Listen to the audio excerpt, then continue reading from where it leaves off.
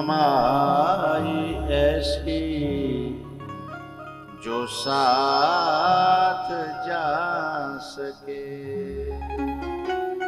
मुश्किल पड़े जो राह में तो काम आ सके। कर ले कमाई ऐसी जो साथ जा सके।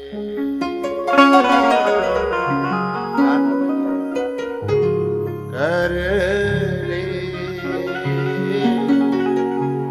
कमाई ऐसी जो साथ जा सके।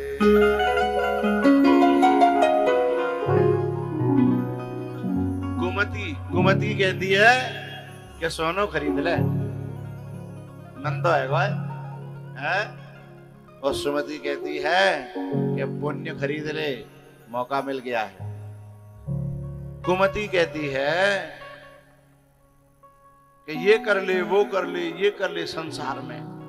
लेकिन सुमति कहती है ना ना ना ना ना ना, जितना हो सके इन्वेस्ट करो धर्म में।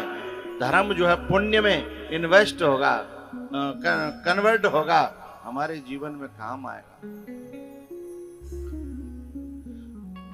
तो जो सुनीति होती है, सुमति होती है ना, उससे फिर ऐसा एक बेटा पैदा होता है जो भगवान को प्राप्त करा देता है, जिसका नाम है ध्रुव।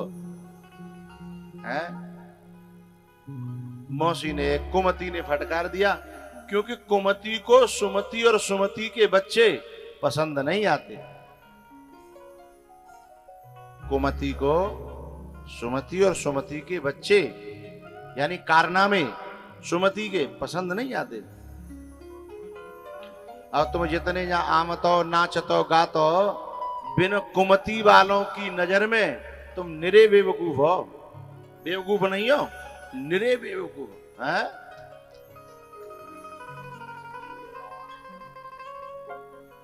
अरे कछु तो ये भी कहते हैं, जहां कथा होती है वहीं पहुंच जाते हैं, भाड़िया से नाचते रहते हैं।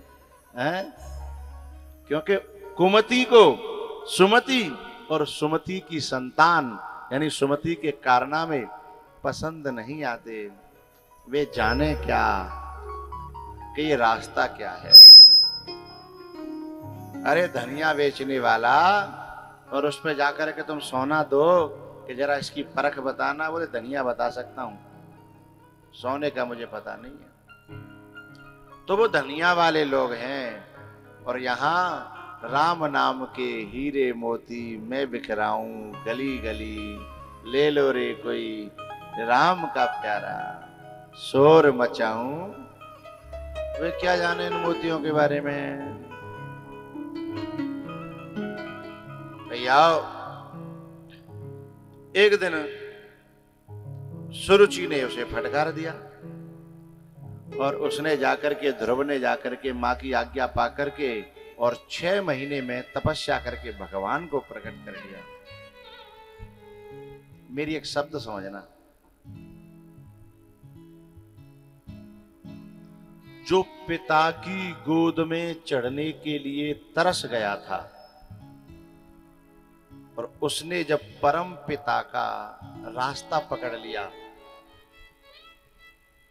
जो पिता की भी गोद में चढ़ने के लिए तरस गया था, और उसने जब परम पिता का रास्ता पकड़ लिया, तो फिर पिता भी मिला और परम पिता भी मिला, दोनों मिल गए।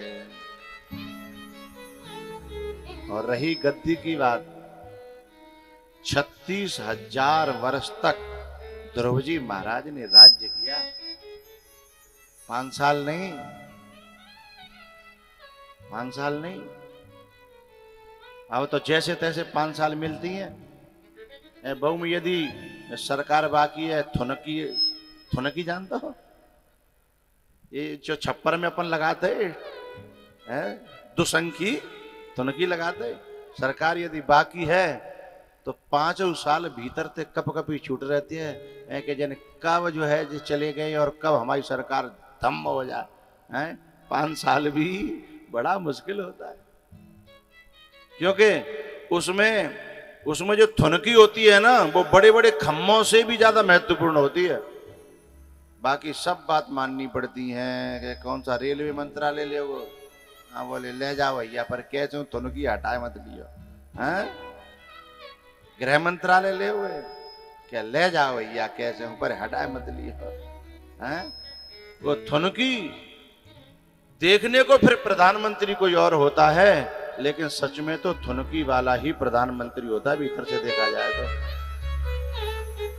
थुनकी वाला होता है ना, चलती तो उसकी है।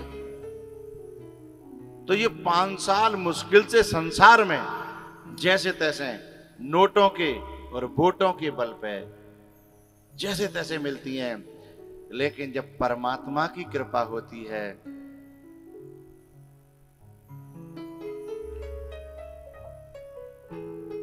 शुक्रताल की कथा में मैंने कहा था, विधायक की गद्दी, प्रधान की गद्दी, मंत्री की गद्दी, मुख्यमंत्री प्रधानमंत्री की गद्दी नोटों और वोटों के बल पे मिल जाती हैं, लेकिन परीक्षित की और सुखदेव की गद्दी, व्यास की गद्दी ये नोटों के और वोटों के बल पे नहीं, ये सिर्फ परमात्मा की कृपा के द्वारा प्राप्त होती है।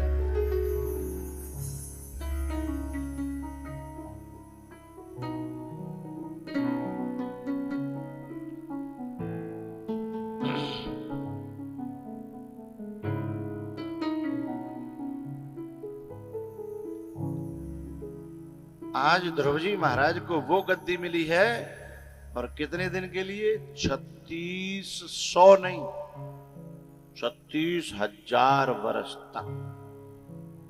और वहां बीच में सरकार की गिरवे की कोई संभावना नहीं है। एक छत्र राज्य, और कोई वहां विपक्ष में भी नहीं बैठा है कि टोका टाकी होगी। है? एक छत्र राज्य है। जब 36,000 वर्ष जब पूरे हुए ना, तो विमान लेने के लिए आया, मौत नहीं हुई।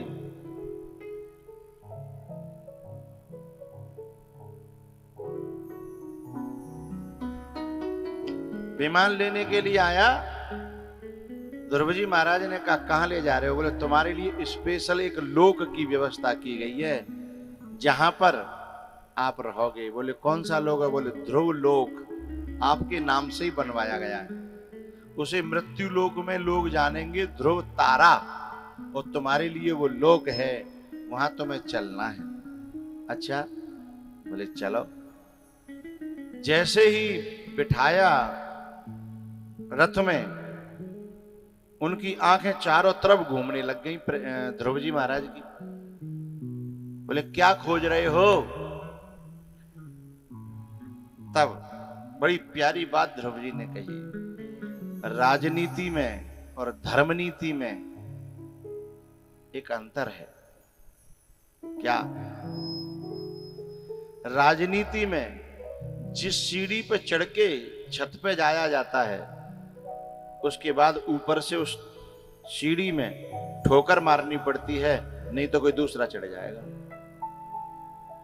राजनीति में जो लगता है कि मेरे पैंतराओं पर दूसरा व्यक्ति आ रहा है, तो वो व्यक्ति कहीं मेरे बराबर पे ना जाए, इसलिए उसी सीढ़ी में ठोकर मारनी पड़ती है। लेकिन धर्मनीति में क्योंकि कोई पद का डर नहीं है, प्रतिष्ठा का डर नहीं है, आभार की वजह से जिस सीढ़ी को सहारा बनाया जाता है, उस सीढ़ी को हमेशा सिर पर रखा जाता है, क्योंकि वहां प्रतिस्पर्धा नहीं है। तो ध्रुव जी महाराज ने कहा कि जिस मेरी मां ने मुझे प्रोत्साहन दिया, मेरे को रास्ता दिखाया और मुझे तप करने के लिए भेजा, मैं देख रहा हूं कि आज मैं जब ऊपर के लोगों को जा रहा हूं तो वो जरूर होनी चाहिए। वो मेरी मां कहाँ है जिसकी वजह से आज मैं यहां हूं। तुरंत जो है भगवान के दूतों ने कहा, वो देखो आगे रथ दिख रहा है। बोले हाँ। विमान? बोले हाँ। बोले उसमें आपकी माता जी हैं, क्योंकि आप जैसा भक्त जिसके पैदा हो जाए उसका विमान तो पहले आएगा, भक्त का विमान बाद में आएगा।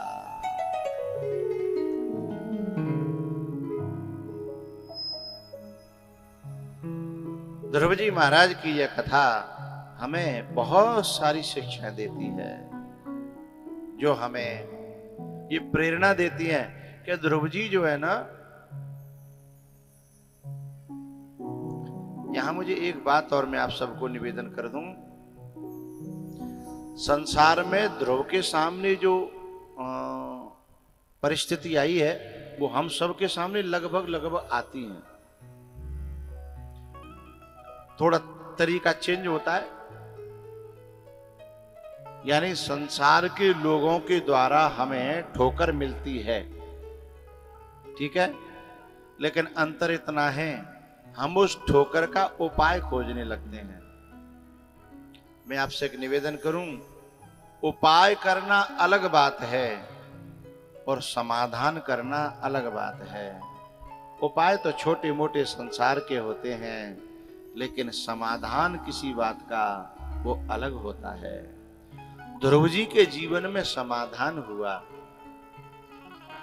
कर्ण के जीवन में एक उपाय हुआ था।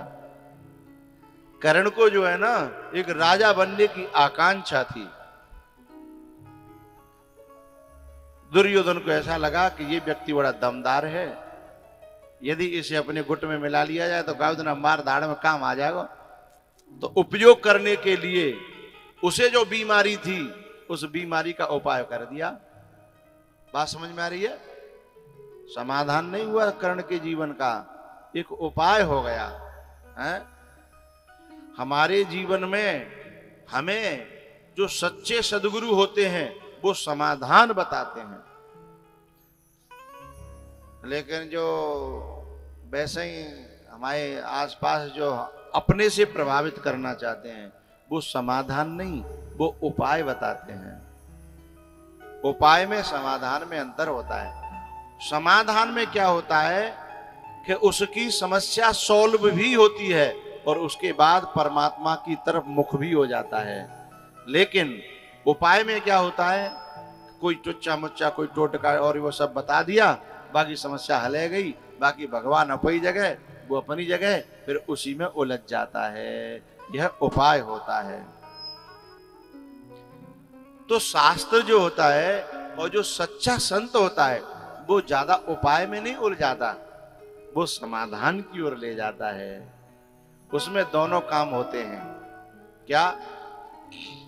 हनुमान जी ने दो भक्तों पर कृपा करी, उन्हें भक्त भी कहना, एक को तो भक्त कहना भी संभव नहीं है।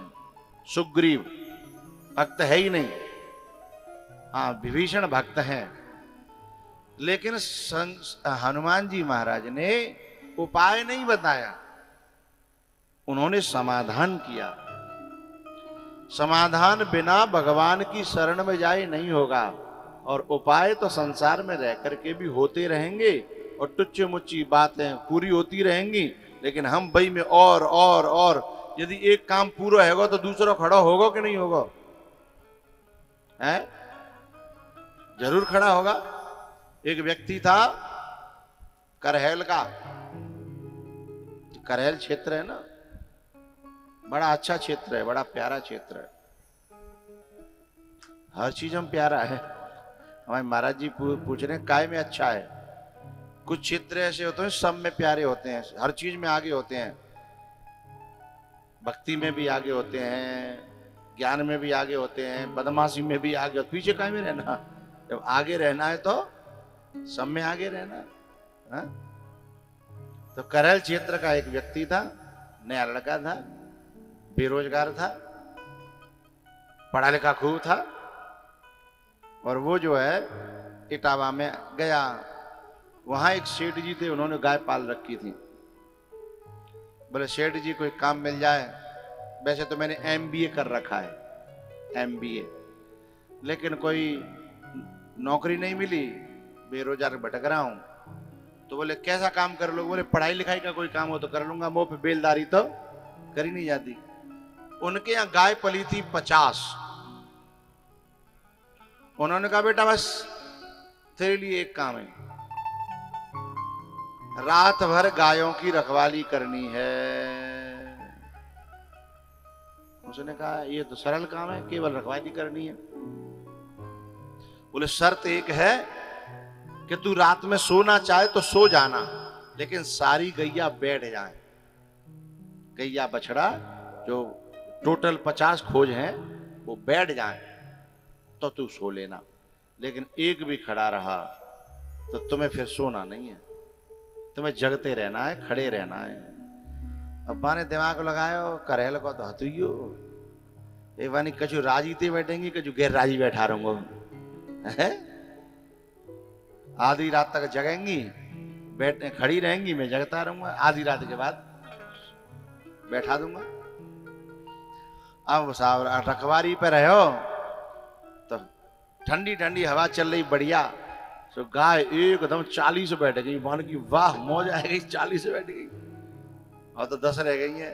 अब की पीठ पे हाथ फिरावे कि गैया मैया बैठ जा, गैया मैया बैठ जाने के मैं यहाँ के लेके जाए सो जान दे। सुबह में 5-7 और बैठ गई, 47।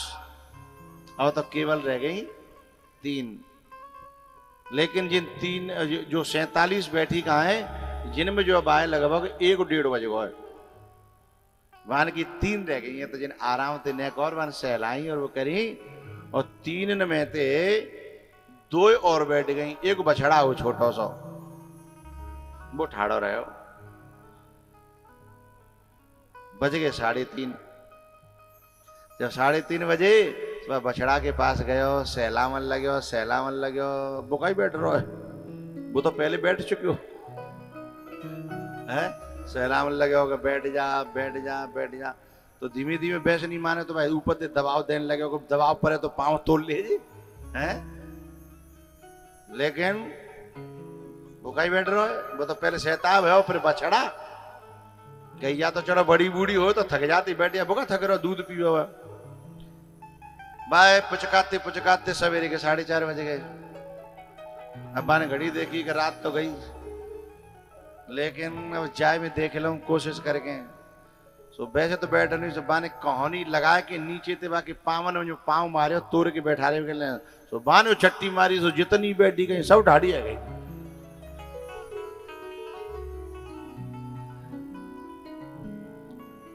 सवेरे सेठ जी से बोलो, सेठ जी मैं नौकरी नहीं कर पाऊंगा है। मैं ये दृष्टांत है। सिद्धांत क्या है कि जीवन में तुम्हारे सारे के सारे काम को पूरे ना होने, कोई न कोई तो ठाड़ो रहेगा। तुम्हें लगेगी कि है गए एक रहेगा, जैसी वह कोहनी दबाओगे तो ऐसा ठाड़ो होगा कि सबकी सबर ठाड़ी कर देगा।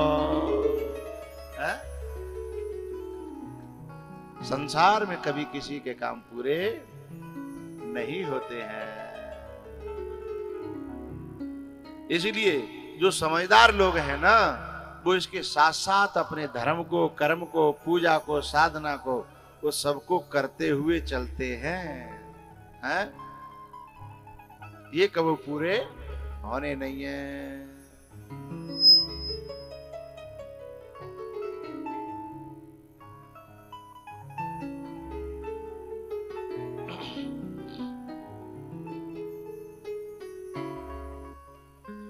सुमते कुमते सबके उर रहे, वेद पुराण सुमृति यश कहे।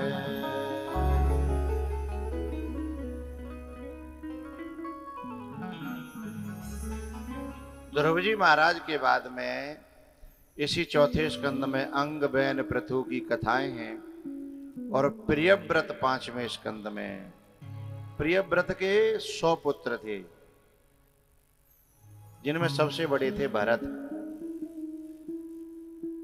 नहीं, प्रियव्रत की परंपरा में ऋषभदेव हुए। ऋषभदेव जी के 100 पुत्र थे, उनमें सबसे बड़े थे भरत। ऋषभदेव जी महाराज घर में ही बड़े उन्होंने इतना ज्ञान अर्जन कर लिया था, इतनी वैराग्य भीतर भर लिया था। एक बात मुझे कहनी है,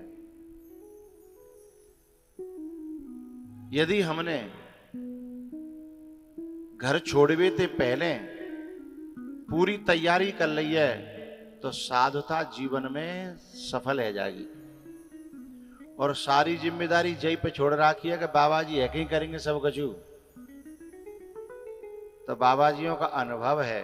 तो तैयारी पहले कर ली जाए ना तो समय पर काम हाल हो जाएगा। इसलिए मैं अपने सभी साधकों से कहना चाहता हूं। हाँ, एक बात और मुझे कहनी है, जो जप करते हैं ना गुरु मंत्र का, जप करो, ज्यादा मत करो। बोले तो क्या करें? अध्ययन ज्यादा करो रामायण का। अब गीता और भागवत तो चलो संस्कृत में है, लेकिन मैं आपको कहना चाहता हूं रामायण में गीता भी भरी है।